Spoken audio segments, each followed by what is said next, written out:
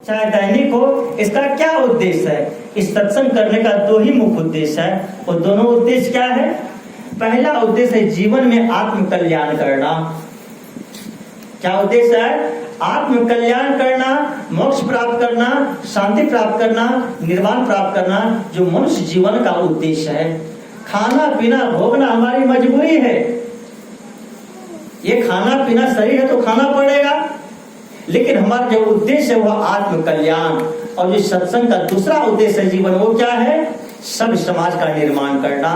और आत्म कल्याण कैसे होगा? आत्मज्ञान से। आत्मज्ञान क्या है? मैं कौन हूं, जगत क्या है, जगत से मेरा संबंध कितना है, कितने दिनों तक रहने वाला है।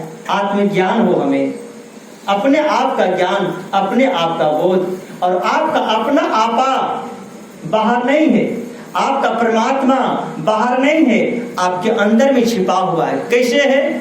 जैसे सरसों में तेल है, जैसे दूध में घी है, जैसे माचिस के तीली में आग है। माचिस में आग है कि नहीं है?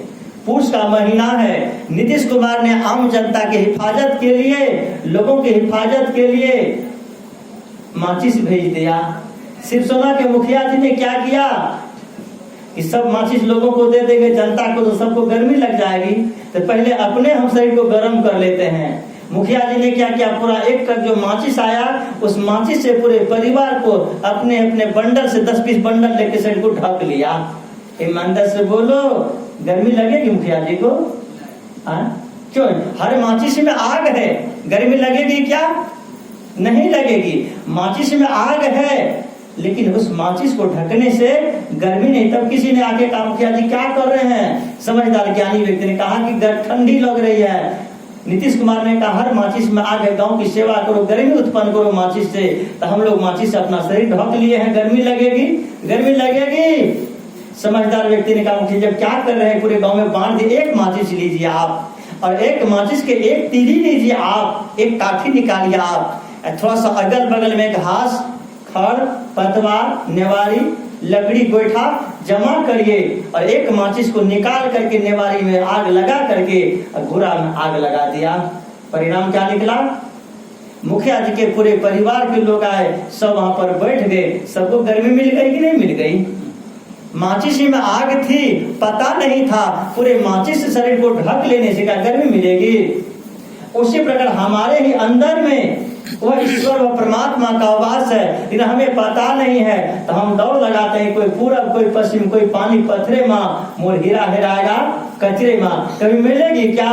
कभी साहब कहते जो खोजो सो उहुआ नहीं, सो तो आही अमर पद माही। जो खोजो सो उहुआ नहीं, सो तो आही अमर पद माही। वह तो तेरे अंदर में, तेरे ही भीतर में बैठा है तेरे ही घट भीतर में। साहब कहते हैं, हंसा पायो मान सरोवर ताल तले, या क्यों टले, मन मस्त हुआ तब क्यों बोले, मन मस्त हुआ तब क्यों बोले। हल्की थी तब चढ़ी तराजू, पूर्व भय अब क्यों तोले, मन मस्त हुआ तब क्यों बोले। तो जीवन का उद्देश्य वो जो अपने अंदर में उसको जानना, मुक्ति प्राप्त करना। और मुक्ति क्या है? बंधनों से छूट जाना, इच्छा रहित हो जाना, वासना रहित हो जाना। आपके यहाँ कोई फंक्शन है, आप कल्पना करिए, बेटी की शादी है, क्या नाम है आपका? आप इस पूछ रहा हूँ। हाँ, क्या? प्रसादी जादव जी की बेटा के तिलक है। कारीगर को बुलाए हैं, कारीगर ने सामान का लिस्ट बना दिया, और पुर्जा पर्ची घर में भूल गए, चले गए जमुई सामान लाने के लिए। और वहां पर दुकान पर जाते हैं, केस नोचते हैं, सामान तो पुर्जा भेज गए। तो दुकानदार कहते देख भाई, 2 टीना करवा तेल दे दे, कुछ सामान जो लिखा है आप लिखा लिए, जो याद आया आपको सामान ले लिए, घर आए। कारीगर कहता है, प्रसादी भैया जीरा भूल गए। तो कहते पुर्जे छूट गए, बोले बाल चाचो ला गए। आप चले गए, मोटरसाइकिल स्टार्ट किए जीरा लाने के लिए, जीरा लेकर के फिर पुर्जा भूल गए, पापड़ भूल गए। जाइएगा कि नहीं जाइएगा? पापड़ लेके आए, नमक भूल गए, जाइएगा कि नहीं जाइएगा? जब तक आपका सामान पूरा नहीं हो जाएगा, तब तक आप जमुई जाइएगा ही नहीं जाइएगा सामान लाने के लिए। ईमानदारी से बोलिए, जब तक आपका सामान पूरा नहीं होगा, तब तक आपको जमुई जाते रहना पड़ेगा, सामान लाके कारीगर को देते रहना पड़ेगा। और कारीगर ने सामान लिखाया, आपने सब सामान का लिस्ट लिया, चले गए पप्पू सा की दुकान पर महेश्वरी चौक पर, अब पुर्जा दे दिया आपने, जितना सामान था किराना, जितना मनिहारा, जितना पुतों का सामान, सब सामान लेकर के आप आ गए और सब सामान का लिस्ट कारीगर दिया, लो आप भोजन बनाओ। आप आ गए सत्संग में, कारीगर खोजने आएगा आपको? प्रसादी भैया सामान कुछ ले आएगा? क्योंकि सब सामान आपने ला करके दे दिया, अब काहे के लिए आपकी जरूरत है, वहां जाना पड़ेगा क्या? ईमानदारी से बोलिए। ठीक उसी प्रकार हमारा जीवन भी एक चक्र है। जीवन में जब तक ऐशना बनी है, चाहना बनी है, वासना बनी है, तब तक हमें आना पड़ेगा इस जीवन को भोगने के लिए, उसको लेने के लिए। और जब सारी ऐशनाएं समाप्त हो गई, लोक ऐशना, वित्त ऐशना और पुत्र ऐशना, यानी चाहना ही समाप्त हो गई।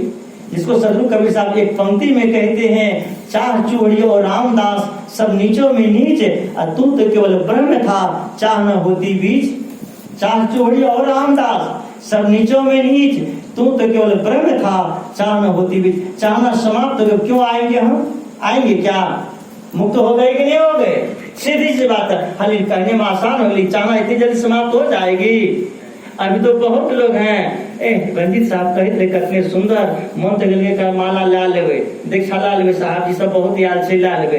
रात में गए तो पत्नी से चर्चा किए, महात्मा सब कामे नहीं मिली से, अखनी खेबे मुर्गी, अखनी खेबे मछली, सोन के महीना से अखनी तो ताजा ताजा बढ़िया बढ़िया मछली थी, मांगुर मछली, और फिर जी ब्याह पका गए, चाहना फिर बन गई, मुक्ति मिलेगी? बोले ईमानदारी से, बंधन लग गया कि नहीं लग गया? चाहना हो गई कि हम कल ही गुरु से जुड़ जाएंगे, कल ही गुरु से हम दीक्षा ले लेंगे, कल ही गुरु से हम माला ले लेंगे, और वो चाहना को हम समाप्त कर देंगे। मुक्त हो गए कि नहीं हो गए? ईमानदारी, जितनी भी चाहनाएं हमारी बढ़ेगी, जितनी तृष्णाएं हमारी बढ़ेगी, उतना ही हमारा जीवन दुखमय होगा, उतना ही जीवन हमारा कष्टमय होगा। इसलिए साहब कहते हैं, चाह गई चिंता मिटी, मन में बेपरवाह, जिसको कछु नहीं चाहिए सोई शहंशाह। और जो मैंने कहा उस सब के मूल कारण क्या है? मूल कारण, मूल बात ये है कि जीवन अगर हमारा सुंदर हम चाहते हैं बने, जीवन हमारा, तो इसलिए संगति की महती आवश्यकता है। जैसे संगति होगी वैसा हमारा जीवन होगा, वैसा खान पान, वैसा रहन सहन, सब कुछ वैसा ही होगा। संगति के हिसाब से जीवन की स्थिति बदलती है। एक बार क्या हुआ, शिवसोना में हटिया लगता है, कहाँ लगता है हटिया? नहीं, छोटका हटिया सर किधर लगता है? नजदीक में सटना में, नबी नगर में हटिया लगा।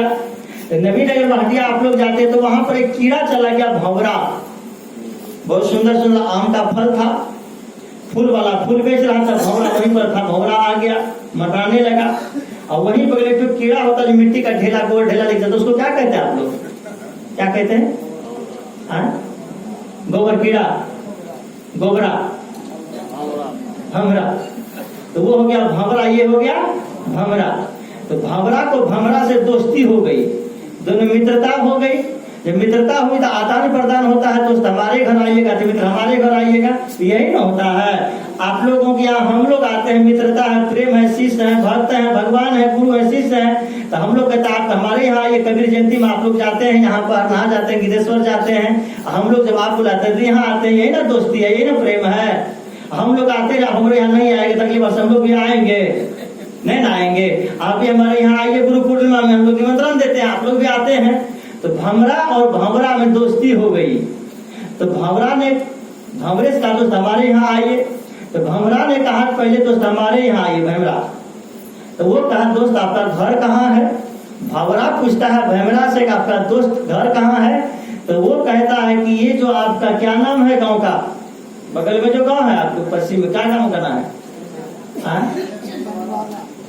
चेवाड़ा, चंदवाड़ा से लेके सेठना, सेठना से लेके शिवसोना, शिवसोना से माप, और माप से लेकर के सीतारामपुर, सीतारामपुर से लेकर के इधर जो गांव है खटसारी, कुंदरी, जितना भी गांव है जहाँ गोबर का ढेरी देखिएगा वो सब गोबर का ढेरी हमारा ही घर है, हमारा ही राज है, वहाँ पर हमारा ही बाल बच्चा सब रहता है। आप कहीं आ जाइए, आपका स्वागत है।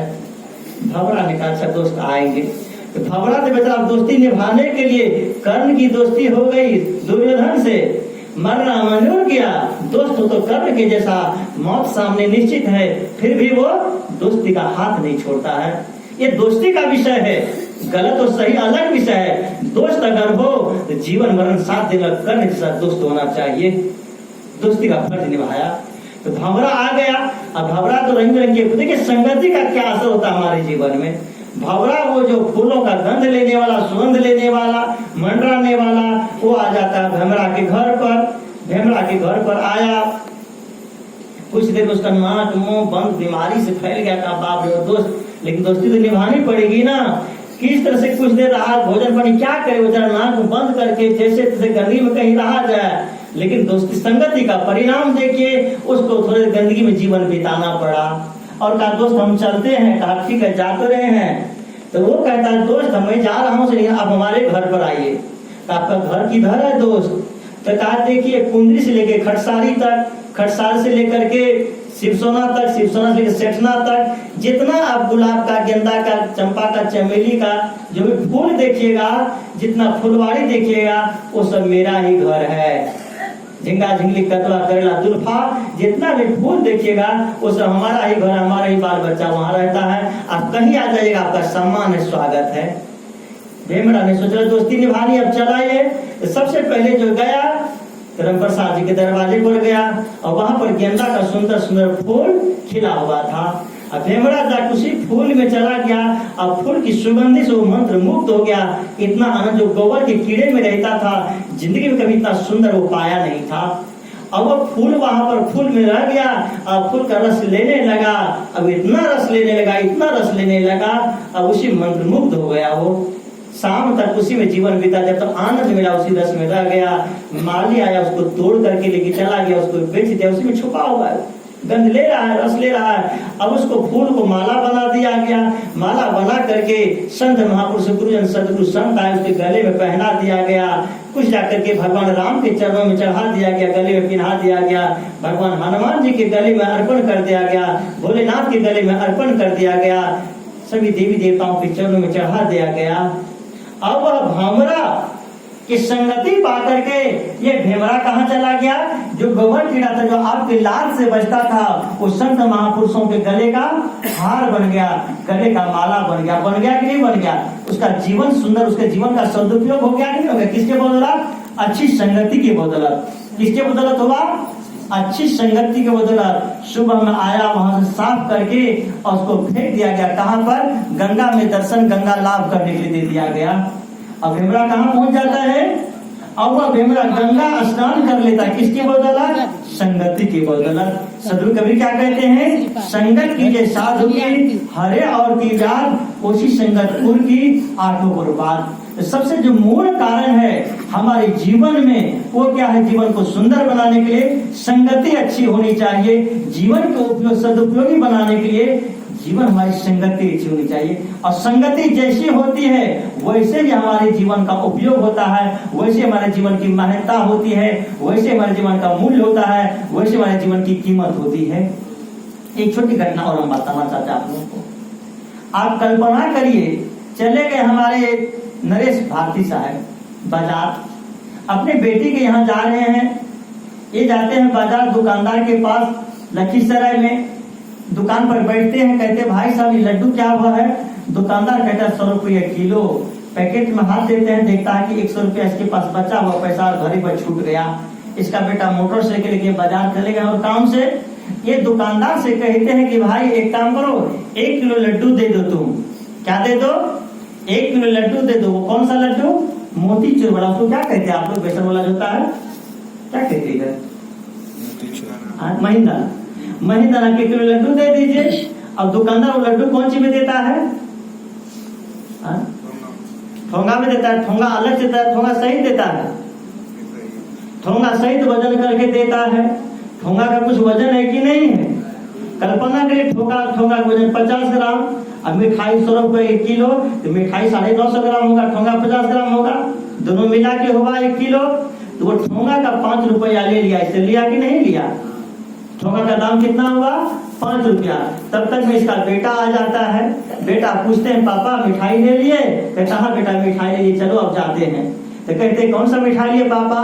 तो ये कहते कि वो मिठाई लिए, देखो महीदाना का। इसका बेटा कहता नहीं पापा ठीक नहीं है।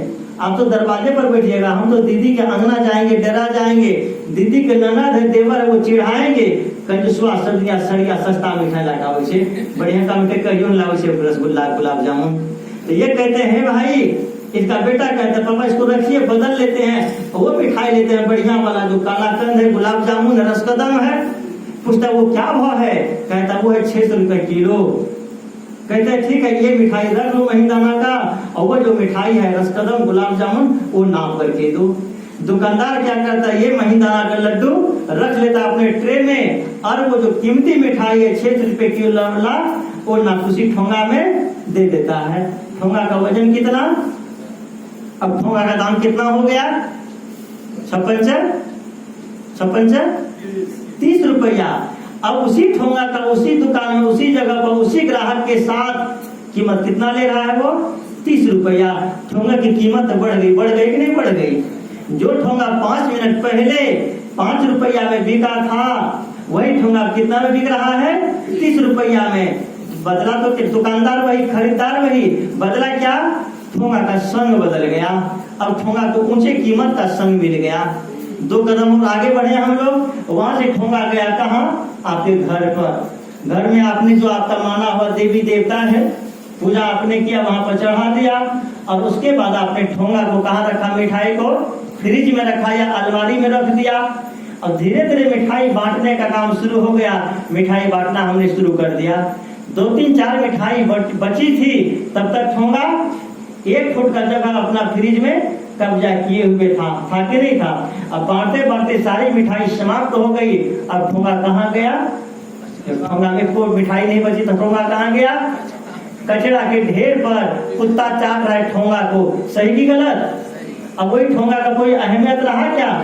ठीक उसी प्रकार हमारे जीवन में जब वह सद्गुण रूपी मिठाई, सद्गुरु की भक्ति रूपी मिठाई हमारे जीवन में समाया रहता है, सद्गुरु के प्रेम रूपी मिठाई हमारे जीवन में समाया रहता है, तो हमारे जीवन का अंधेरा दूर रहता है, हमारा जीवन सदुपयोग में बीतता है, हमारा जीवन सद्गुणों से भर जाता है, हमारे जीवन की खुशबू चारों दिशाओं में फैल जाती है। जैसे वो सद्गुण, वो भक्ति की मिठाई हमारे जीवन से चली जाती है, हमारे जीवन की भी अहमियत समाप्त हो जाती है, हमारे जीवन में कोई अस्तित्व नहीं रह जाता है। कुत्ता चाटे या बिल्ली चाटे, नड़िया चाटे या गिरगिट चाटे, हमारे जीवन का भी कोई अस्तित्व नहीं रहता। क्यों?